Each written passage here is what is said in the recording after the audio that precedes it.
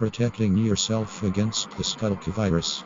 Welcome to our informational VHS tape presentation, where we'll be discussing an important topic that's affecting communities everywhere: the skulk virus. This video is brought to you by the Mekaga Research Labs and the Cantettinia. The skulk virus is a highly contagious illness that has been spreading rapidly in recent months, causing concern among the general public, as well as us here at Mekaga Labs.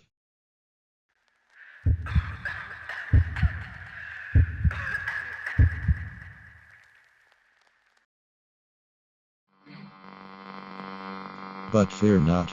By learning how to identify the symptoms and stages of a potentially infected person, and how to take the appropriate measures, you can protect yourself and your loved ones. First, let's talk about how someone becomes infected. The main way an individual might get infected is through the inhalation of spores. These spores are commonly released by the skulk fungus itself or by stage 4 infected and higher.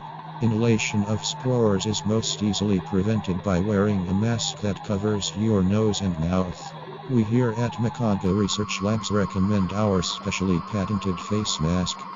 Another way to contract the virus, although uncommon, is through cross-contamination contact with the bodily fluid of an infected, as this spreads the virus directly into the bloodstream. In the event of this happening, the only way to prevent becoming infected yourself is to amputate the area that was contaminated as soon as possible, although this does not always work. Now, I'll go over the stages.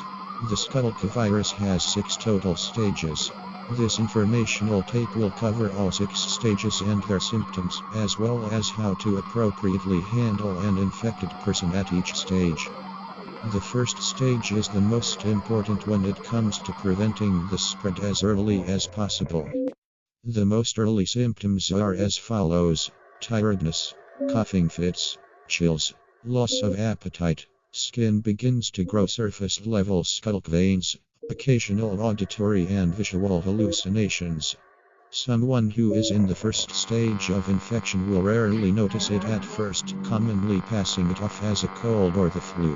Noticing early signs of infection is key to preventing the spread. The best thing to do if you or a loved one come across a stage 1 infected is to call Mekaga Labs Containment Branch. We will dispatch a team to the area and collect the infected person for quarantining and study. You can call us at redacted number. The second stage is more noticeable, without the risk of the infected person being contagious. Stage 2 symptoms are as follows: skulk growing on the skin begins to root deeper into the skin. Lethargy. Extreme shortness of breath. The ears of the infected become incredibly sensitive, causing them to have an abnormally heightened hearing. Paranoia caused by hallucinations. Heightened sensitivity to vibrations. Infected begin to crave meat, regardless of their normal diet. Slight vision loss. The infected in this stage commonly start to complain of internal pain and feeling unable to breathe. That is because the skulk veins have started to fill the lungs. If the infected can control themselves from eating meat, then at this stage they would start to become emaciated. Controlling this hunger, however, can lead to the infected lashing out in hunger and possibly attacking. The best way to handle an infected at this stage is still to contact our containment team, but make sure to keep a good distance from the infected person, as they might be hostile at this stage. Stage 3 is when it's the most common for the infected to become hostile and attack those around. If you spot an infected that you suspect is at this stage, keep your distance and get somewhere safe before contacting our containment team. Stage 3 symptoms are as follows: the eyes of the infected become incredibly sensitive and gain an aversion to light. Skulk begins to grow under the skin, causing sores and wounds on the surface of the skin. Skulk begins to make its way to the brain, going up the spinal cord. This causes random movements that the infected is unable to control. Hunger for meat increases. Possible cannibalistic tendencies. Skulk vines from the lungs and stomach will grow up the throat and out the mouth. Increased vision loss. Decreased pigmentation of the iris and pupil. In this stage, the skull has started to surround the infected's digestive system, which is the cause of the emaciation. The infected at this stage are commonly hostile due to extreme hunger, intense feelings of pain/discomfort, and/or paranoia. If contact between the sores/wounds of the infected and the uninfected occurs, and proper precautions are not taken, this can cause the infection to spread to others. If the infected person has still not eaten any meat until this stage, they will most likely not be able to control themselves anymore by stage 3 and will attack and attempt to eat the closest sources of meat until hunger is satiated. Stage 4 is the stage where the infected are the most dangerous. Keep away at all times and remain quiet. If you encounter a stage 4, then the infection has progressed too far for our containment team to collect. In this scenario, it is best if you are able to defend yourself with a weapon against the infected person. If, for whatever reason, you are unable to defend yourself, your best bet is to escape to a safer area as quietly and quickly as possible. Stage 4 symptoms are as follows. The body begins to warp, causing the bones to stretch in some places.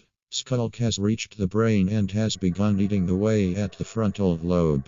Skull vines begin to sprout from the sores/wounds.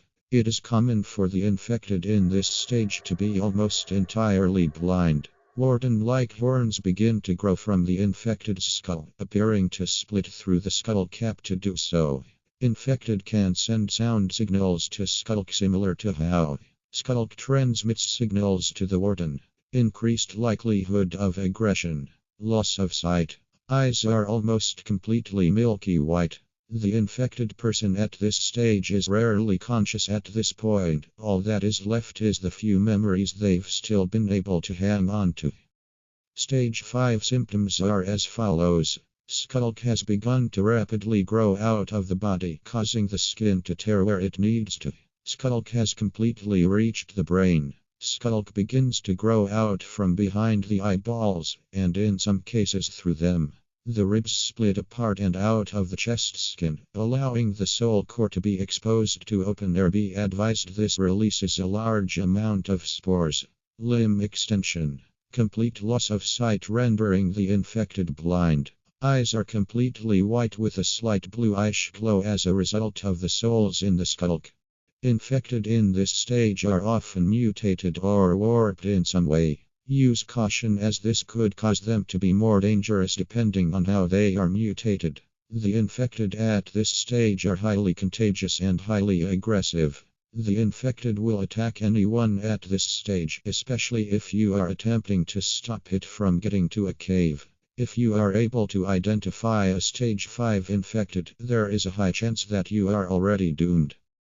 Stage 6 symptoms are as follows. Full loss of consciousness. Full loss of memory. Full loss of sense of self. Infected will seek out a cave with skull to fully root into. Infected at this stage will be nearly unrecognizable and fairly docile as long as you don't make sound.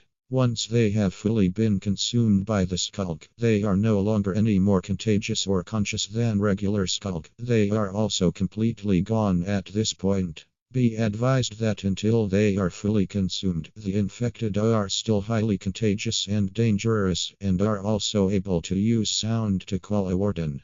If you can identify a stage 6 infected, you are doomed. Give up, give up, give up, give up, give up, give up.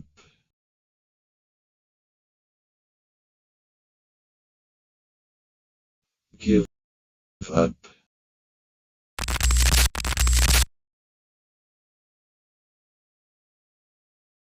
Remember. Remember. Remember. Remember, we're all in this together. By following these preventive measures and staying informed, we can protect ourselves and our communities from the skull virus. Stay safe, stay healthy, and thank you for watching.